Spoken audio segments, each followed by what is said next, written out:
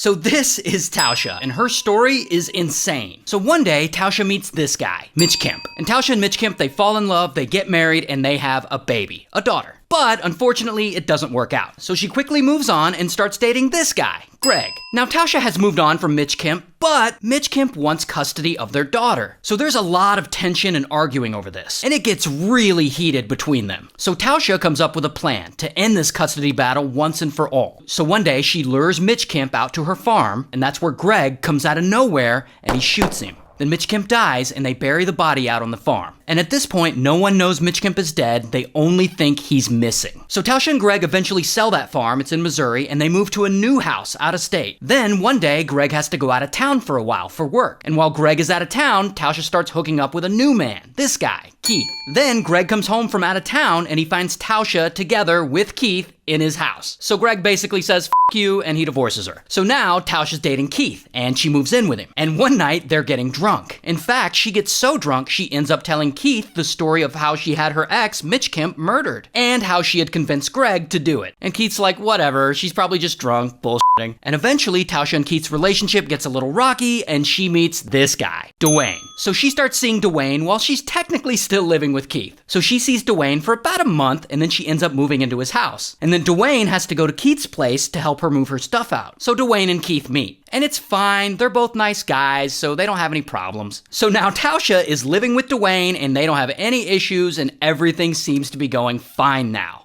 Until one day, Dwayne starts noticing something weird about Tasha's mail. A lot of it shows her having a different last name. In fact, several different last names. And Dwayne's like, okay, why does she have so many last names? So he starts doing Google searches on her and some of these last names. And he finds an old marriage license between her and Mitch Kemp, the husband Greg had unalived. And this is news to Dwayne, because Tasha had always told him she had never been married. So Dwayne confronts her about it. And she has to admit that not only has she been married before, but she's been married 5 times. And Dwayne's like, damn, 5 times? Because she's only 31. But despite that, they keep dating, but it seems like Dwayne doesn't really trust her anymore. And then one day, something crazy happens. Tasha calls Dwayne, and she's like, remember my ex, Keith? Will you go pick him up and give him a ride to the hospital? He OD'd on meth. Because of course he did. And Dwayne's a nice guy, so he drives and he picks up Keith and takes him to the hospital. And Keith ends up being fine, but on the way out, Dwayne starts asking him about Tasha and her history. And Keith tells him a lot, but specifically, Keith tells him about the time Tasha got drunk and confessed to having her ex-husband Mitch Kemp murdered. And both Keith and Dwayne think that that's super weird, but probably a little too weird to be true. Then, fast forward to a few months later, and everything changes. Because Dwayne discovers that Tasha's been cheating on him with another man.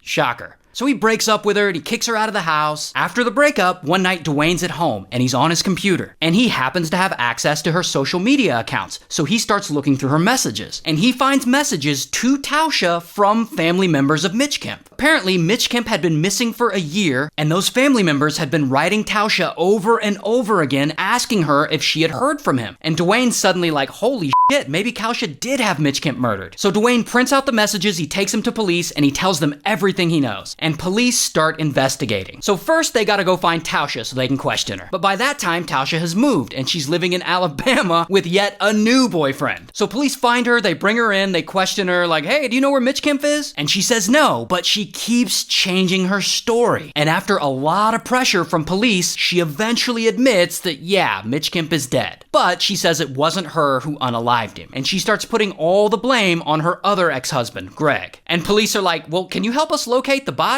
Because from the police's perspective, it's hard to prosecute a murder when you don't have a body. And eventually, Tasha gives in and she's like, sure, I'll show you where the body is. Because she thinks helping police find Mitch Kemp's body will help her get out of trouble. So they fly her out to Missouri and she shows them where Mitch Kemp's body is buried. And now police have a body. So now they can charge her with murder. So they immediately arrest her. Here's her mugshot. They also arrest Greg. Here's his mugshot. They all go to trial. Greg testifies against her, saying that she was the mastermind behind the whole murder. And Greg gets 19 years while Tasha is sentenced to life. That is wild. Shout out to Alabama, Florida, and Missouri.